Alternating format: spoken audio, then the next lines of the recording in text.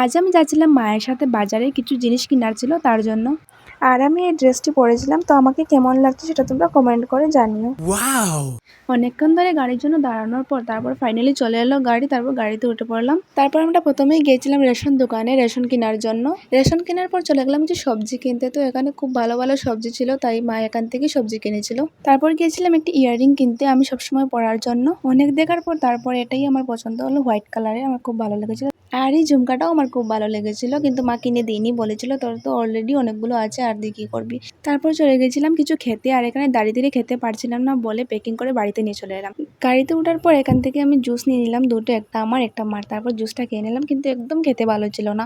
আর এখানে দেখো আমার পিছনে কতগুলো জিনিস ছিল, শুধু আমাদের বাড়ির জিনিসপত্র যেগুলো কিনেছিলাম সেগুলো। তারপর চলে যাচ্ছিলাম বাড়িতে, আর এগুলো সব আমাদের বাড়ির জিনিস। তারপর বাড়ি এসে ফ্রেশ হওয়ার পর মা আমাকে আম কেটে দিয়েছিল, আমি আম খাচ্ছিলাম। তো তোমরা আমার চ্যানেলটাকে সাবস্ক্রাইব করে দিও। দেখা হচ্ছে নেক্সট মিনি ব্লগে।